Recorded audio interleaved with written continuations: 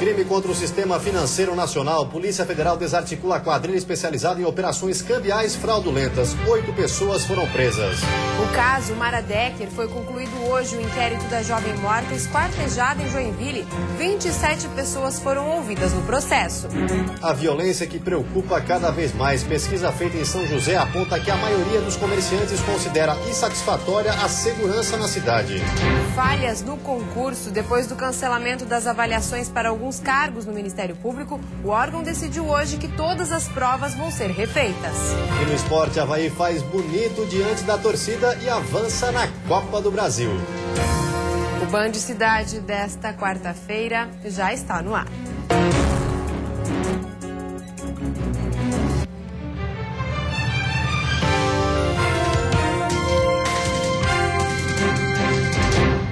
Olá, boa noite. Olá, boa noite. A Polícia Civil concluiu agora à tarde o inquérito da morte de Mara Tayana Decker. O suspeito foi indiciado por 4 crimes. Desde a prisão de Leandro Emílio da Silva Soares até a conclusão do inquérito, o delegado responsável pelas investigações ouviu 27 pessoas, entre elas os pais e amigos de Mara Tayana Decker, o principal suspeito que confessou o crime, ex-companheiras dele e o taxista que levou os dois até a casa onde o corpo de Mara foi encontrado. Foram 10 dias de investigação. As informações coletadas durante os interrogatórios foram confrontadas com imagens que registram os últimos momentos de vida de Mara Tayana. Na saída do barzinho, as cenas comprovam que ela e Leandro não estavam juntos. A polícia ainda não conseguiu chegar aos motivos do crime, mas acredita que ele atraía mulheres com a desculpa de dividir o custo de uma corrida de táxi, como teria feito com outra mulher em janeiro deste ano. Ela relata que ele usa o subterfúgio de dividir o mesmo táxi. Aí quando chega na residência ele fala que eu só vou entrar para pegar uma mochila, porque eu vou trabalhar depois, eu vou pegar uma carteira, preciso de mais dinheiro. Aí quando a vítima entra junto com ele na residência, ele já emprega coação sobre a vítima com a finalidade de praticar violência sexual. Os laudos cadavérico e de local do crime confirmaram que a jovem foi morta por asfixia antes de ser esquartejada. O inquérito, concluído agora à tarde com 260 páginas, foi encaminhado ao Fórum de Joinville. Leandro vai responder por homicídio duplamente qualificado e ocultação de cadáver. O exame que analisa amostras de material genético da vítima e do suspeito vai ficar pronto só no próximo mês. Mas o laudo cadavérico já apontou os sinais compatíveis com o de violência sexual. Por isso, Leandro também foi indiciado por cárcere privado e estupro de vulnerável. Pela conclusão do médico legista, ele relata que há fortes indícios de violência sexual. Então essa pesquisa de esperma e o confronto de DNA, né, serve para comparar se eles conseguiram coletar algum material genético no corpo da vítima, que pode ser desse suspeito. Se condenado à pena máxima por cada um desses crimes, Leandro pode pegar até 53 anos de prisão. Crime contra o sistema financeiro nacional. A Polícia Federal é especializada em operações cambiais fraudulentas. 8 pessoas foram presas. Mandados de prisão e de busca e apreensão foram cumpridos nas cidades de Balneário Camboriú, Camboriú, Itajaí, Joinville e em Dionísio Cerqueira, no oeste do estado. Os agentes federais tinham como objetivo prender operadores de câmbio, que, segundo a investigação, faziam as operações de forma ilícita. A atuação do grupo investigado consistia realmente na remessa, especialmente remessa de valores para fora do país, e para tanto se utilizavam de vários expedientes, entre os quais a constituição de empresas de fachada, que possibilitavam, né, remessas desses valores à margem do sistema financeiro. Ao todo, 8 pessoas foram presas. A estimativa é que a organização criminosa tenha movimentado cerca de 86 milhões de reais em aproximadamente 3 anos de atividade. Cerca de 10 mil reais em dinheiro e 15 mil pesos foram apreendidos. Agora, a Polícia Federal quer descobrir que tipo de atividades eram financiadas com o dinheiro proveniente das transações ilícitas. Com a continuidade das investigações, além dos operadores, os empresários envolvidos no esquema também podem ser presos. Analisado o material apreendido, as mídias e documentos, que foram arrecadados nos locais de busca, e a partir daí vai se avançar nas investigações, até para identificar, eventuais outros crimes e também eventual participação de outras pessoas nessa atividade criminosa. Os suspeitos de participarem do esquema podem responder pelos crimes de gestão fraudulenta de instituição financeira, operações fraudulentas de câmbio, evasão de divisas, lavagem de dinheiro e associação criminosa. E no sul do estado, a polícia identificou um desmanche de automóveis e prendeu um homem em flagrante. Diversas peças de automóveis foram encontradas em um terreno particular em Tubarão. A polícia chegou ao local através de denúncias anônimas. Alguns detalhes aumentam a suspeita de que as peças seriam de automóveis roubados. Um homem que é proprietário de um ferro velho foi preso em flagrante.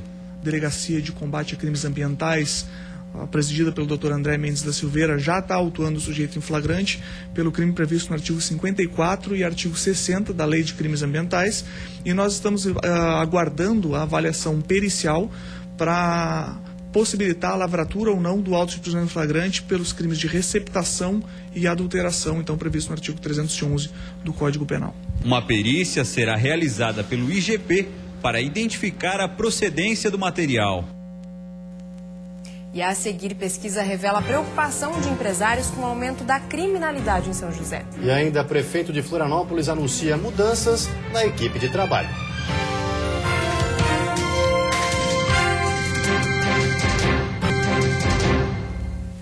A Universidade Federal de Santa Catarina realiza agora à noite uma audiência pública para discutir a segurança no campus. Uma comissão deve apresentar um relatório à comunidade com o diagnóstico detalhado da situação atual. Soluções de curto, médio e longo prazos também serão discutidas.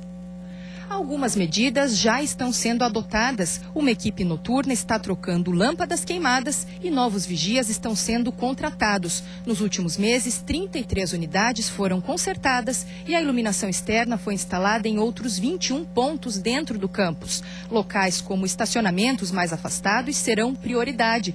O sistema de vídeo monitoramento da UFSC, um dos mais modernos de Santa Catarina, tem hoje 1.155 câmeras e também está em aperfeiçoamento. Tudo para coibir a ação de criminosos e garantir a segurança dos estudantes e da comunidade que circula por aqui. O relatório ainda está em fase final e a participação popular pode agregar novas sugestões ao projeto. Priscila Dallagnol para o Band Cidade. Violência e criminalidade preocupam comerciantes de São José. Uma pesquisa revelou que mais da metade estão insatisfeitos com a segurança no município. Com medo, o dono desta lotérica teve que investir para tentar se livrar dos bandidos. Instalou câmeras de segurança e blindou os vidros e os móveis do estabelecimento. Isso impede momentaneamente, porque à noite a gente ainda se torna mercê dos bandidos. Esta joalheria do Cobrasol possui porta giratória com detector de metais, câmeras de segurança e uma equipe de vigilância. Nada disso impede a ação dos bandidos. O último roubo foi registrado em janeiro. A situação não é diferente no bairro Barreiros. Só nesta noite, 3 lojas foram arrombadas. Eles entram por trás, entraram num terreno vazio, entendeu? Rebentaram a parede e entraram novamente no meu estabelecimento. O dia a dia dos comerciantes que sofrem com a violência fez com que o município entrasse na lista dos inseguros.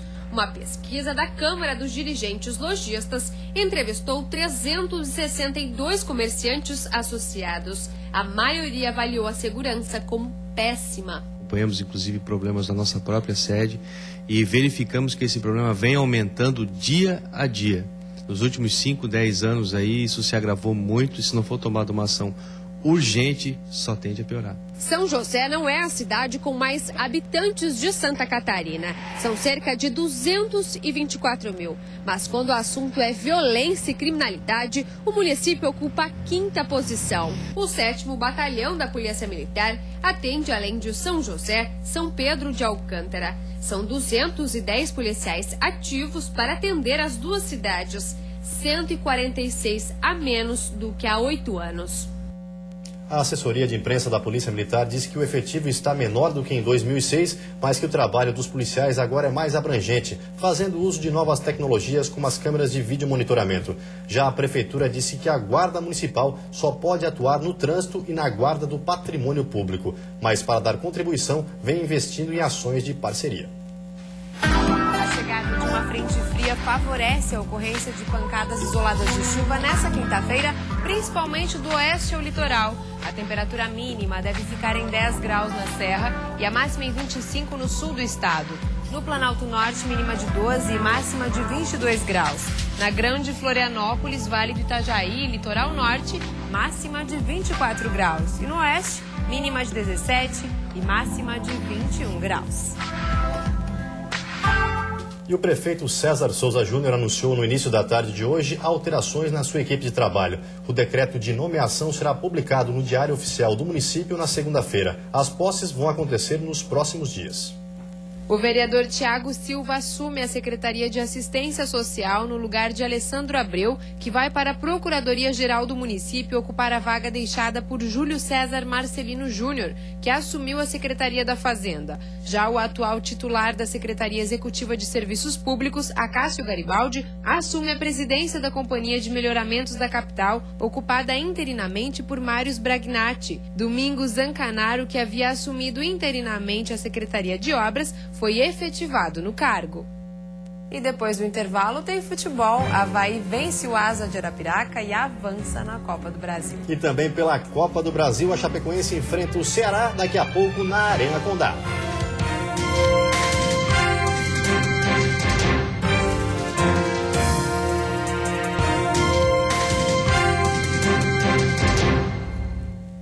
Futebol, o Avaí sofreu, mas conseguiu vencer o Asa de Arapiraca e avançar na Copa do Brasil. Confira como foi a vitória de virada do Leão da Ilha. Em campo, Avaí e Asa, valendo vaga na terceira fase da Copa do Brasil. A primeira chance de gol caiu nos pés de Bruno Maia, que não soube aproveitar e mandou para fora. O Avaí seguiu insistindo e pressionando o adversário, mas sem êxito nas finalizações. O adversário assustava e levou o perigo nessa chegada com Thalisson pelo lado do campo. Mas a melhor chance foi mesmo essa de Roberto, que chutou em cima do goleiro no final da primeira etapa. E foi desse mesmo lado do campo que os alagoanos abriram o placar. Lançamento de Rafael Gava para Wanderson, que passa por Wagner e manda pro gol. 1-0 Asa. O Avaí vai para o tudo ou nada. Marquinhos, 2 minutos depois, quase empata. Paulo Sérgio tem um gol anulado. O Asa tenta matar o tempo como pode, mas não adianta fazer cheira. Anderson Lopes deixa tudo igual. Eltinho tenta a virada e quase consegue. Mas o gol do alívio, o gol da classificação, vem aos 39 minutos do segundo tempo. No rebote de Marcão, Anderson Lopes aproveita e estufa a rede. Festa na ressacada, o Leão da Ilha está classificado. Agora o Avaí aguarda pelo vencedor de Palmeiras e Sampaio Corrêa para saber quem vai enfrentar na fase seguinte da Copa do Brasil. A CBF ainda não definiu as datas destes confrontos, mas tudo indica que será depois da pausa para a Copa do Mundo. A equipe está de parabéns porque os jogadores, além de guerreiros, são jogadores que queriam e necessitavam da vitória. E daqui a pouco, às 7h30, a Chapecoense joga com o Ceará pela Copa do Brasil. A partida vai servir para o técnico testar vários jogadores. O técnico Gilmar Dalpozo vai colocar em campo um time bem diferente daquele que enfrentou o Grêmio no fim de semana, quando perdeu por 2-1. Pelo menos essa é a expectativa, referente às possíveis mudanças no Verdão do Oeste. Como a competição é outra, o esquema tático também vai ser diferente. Alguns atletas recém-contratados estreiam daqui a pouquinho na Arena Condá. Mas mesmo fazendo algumas experiências, Dalpozo sabe que a missão é vencer e vencer bem. A própria competição permite que as duas equipes elas joguem com cautela também, porque pelo menos nesse jogo sair uma vez na frente do placar também, para ter depois uma sequência boa durante a partida, mas nós vamos lutar muito para isso. E quem está voltando para a cidade de Chapecó é o atacante Bruno Rangel, artilheiro da Série B do ano passado, com 31 gols, uma marca histórica em toda a competição. E há pouco menos de um mês para a estreia do Brasil na Copa do Mundo, o comércio e as ruas ganham as cores verde e amarela. E tem muita gente aproveitando para garantir uma renda extra. Aos poucos, as vitrines começam a ganhar as cores do Brasil. O verde e amarelo já é visto com destaque em muitas lojas. Nesta de artigos para festas, a procura aumentou bastante. Entre os produtos disponíveis, a bandeira brasileira é a número 1 em vendas. A gente está bem contente, assim, bastante procura de adereços, né? E até temos motivo da Copa para as festas de aniversário, né? Festinhas em escolas, festa de família. Estamos bem contentes, já tem bastante procura. Já nesta loja de artigos esportivos, não poderia ser diferente. É Brasil para todos os gostos e bolsos. Os pedidos precisaram ser feitos com muita antecedência para garantir produtos nas prateleiras. Tem alguns produtos que foram feitos já com 1 ano de antecedência, compra, né, 8 meses, né, para poder entregar agora, no caso das camisas originais, né, e outros produtos já tem pedido feito, já estão chegando o restante, né, mas até agora, no final do mês, chega todo o estoque para a Copa. Mas tem espaço para todos. Nossos irmãos argentinos também são prestigiados. As camisas da seleção rival são uma das opções para os clientes. E não é só o comércio que aproveita a Copa do Mundo para garantir uma renda extra. O Zezinho teve paralisia infantil aos 8 meses. Mesmo com as dificuldades motoras, ele segue colorindo a cidade, ainda mais de verde e amarelo. São bandeiras, fitas e camisas. O ambulante de 56 anos trabalha nesta sinaleira e já são 5 Copas oferecendo os acessórios aos motoristas. Eu acho que ajudar as pessoas é importante, né? E torcer para a Copa do Mundo mais ainda, quem sabe, né? Quem sabe a gente vai ser campeão. Ele está sempre aí se esforçando e a gente sempre ajuda ele. Ele merece. A dedicação de José Batista Caetano em vender os itens em verde e amarelo se mistura com a paixão e a torcida pela seleção brasileira. A torcida pelo Brasil. Que ele ganhe, né? Que ele ganhe. E a seguir, depois de problemas durante as provas, o Ministério Público decide cancelar todo o concurso. E ainda sob investigação, servidores e advogados são denunciados por envolvimento em fraude de licitação no Porto de Itajaí.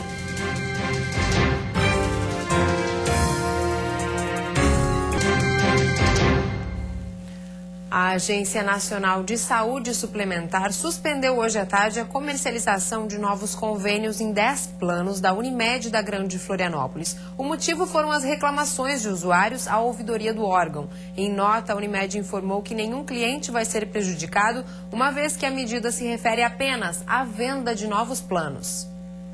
Em uma nova decisão, o Ministério Público determinou que todas as provas que iriam selecionar servidores para o órgão serão refeitas. A comissão adotou a medida depois de constatar falhas em 5 salas durante o concurso realizado em abril. Na semana passada, haviam sido cancelados apenas os testes de 7 dos 13 cargos oferecidos. Quem não puder fazer as provas em data a ser definida vai receber de volta o valor pago pela taxa de inscrição.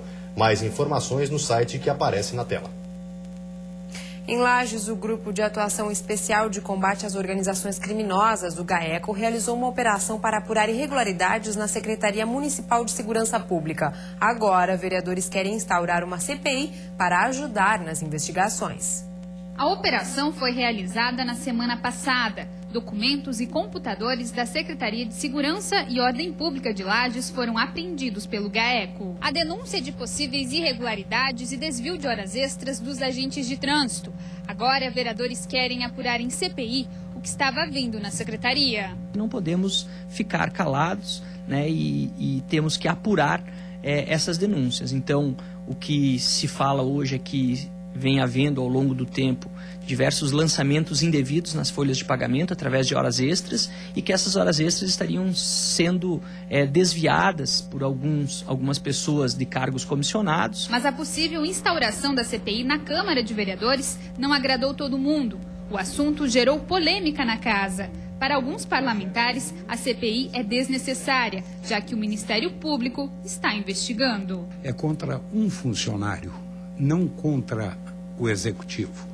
E como já existe essa investigação por parte do Ministério Público, não há necessidade de se abrir uma CPI. Para que a CPI seja instaurada, é preciso de 7 assinaturas dos parlamentares. Até agora, dos 19 vereadores, 4 se posicionaram a favor. Em nota, a Prefeitura Municipal se manifestou, dizendo que todos os documentos e informações solicitadas pelo GAECO foram fornecidos e que o prefeito Eliseu Matos determinou a abertura de uma auditoria municipal para também investigar os fatos. Sobre o andamento das investigações, o Ministério Público informou que deve se manifestar amanhã. E o Ministério Público denunciou 3 servidores e 3 advogados por envolvimento em fraude numa licitação do Porto de Itajaí. Eles também teriam prorrogado contratos irregularmente. De acordo com o inquérito civil, a Superintendência do Porto de Itajaí abriu licitação na modalidade convite para a contratação de serviços advocatícios especializados na área do direito do trabalho, convidando sócios e conhecidos para participarem do processo. O contrato com o vencedor da licitação entrou em vigor em 28 de maio de 2010, com duração de 12 meses, no valor de R$ 79 mil, e ainda perdura. A promotora de justiça que protocolou a denúncia afirmou que o reforço no quadro de advogados da superintendência deve ser feito através de concurso público e só é válida a licitação em casos de escassez de profissionais. De acordo com o Ministério Público, além da fraude no processo licitatório, o contrato com um dos advogados foi prorrogado irregularmente por 3 vezes, sob a justificativa de falta de profissionais e de excesso de trabalho, o que ainda não foi comprovado. O valor desembolsado pelos cofres públicos chegou a mais de R$ 350 mil, ultrapassando o previsto no processo licitatório. Segundo o texto da denúncia, existia um concurso público municipal em vigência para advogados, com candidatos que poderiam ter sido chamados imediatamente para assumirem a mesma função do denunciado. A assessoria do Porto de Itajaí afirmou que a principal razão para a contratação de profissionais de fora do quadro foi a economia dos recursos públicos, uma vez que o trabalho é temporário, não justificaria a realização de concurso para preencher as vagas. E a Polícia Civil está investigando fraudes em licitações na Prefeitura de Abelardo Luz, no oeste do estado. Sacolas e pilhas de documentos estão sendo analisados pelos policiais. Eles investigam fraudes em licitações nos ramos da construção civil e mecânica na Prefeitura de Abelardo Luz. De acordo com a polícia, o inquérito iniciou em 2013 e foram solicitados diversos documentos para a Prefeitura. Como essas provas não chegaram até a delegacia, o delegado responsável pelo caso desencadeou uma operação que resultou na apreensão de diversos documentos que estão sendo analisados pela Polícia Civil. Para comprovar toda essa vinculação entre os envolvidos, bem como os indícios criminosos e quais são os fatos que a gente está investigando. Segundo o delegado responsável pelas investigações, a suspeita de que existe uma empresa fantasma que ganha as licitações e outras 2 que são beneficiadas diretamente por funcionários da Prefeitura e que negociam propinas. O prefeito deverá ser ouvido nos próximos dias. E tem bastante comprovação, bastante documentação que comprova realmente alguns direcionamentos de licitações para essas pessoas de um certo grupo que está sendo formado dentro da administração. O secretário de administração disse que a Prefeitura está surpresa com a operação, porque todos os documentos solicitados pela polícia foram enviados ainda no ano passado. Então a gente espera que tenha cabo essa investigação para que se esclareçam os fatos. E dizer mais uma vez que a gente está à disposição da Polícia Civil, de quem for, para entregar qualquer documento. A polícia deverá concluir o inquérito em 30 dias, para depois indiciar os suspeitos dos crimes. E antes de encerrarmos, uma olhadinha no trânsito da capital. Aí você acompanha imagens ao vivo das pontes Colombo Salles e Pedro Ivo Campos. Movimento intenso nos 2 sentidos, mas principalmente para quem deixa a ilha de Santa Catarina. Agora, em Florianópolis, 21 graus. E vem aí o Jornal da Band. Uma ótima noite para você e até amanhã. Boa noite, até amanhã.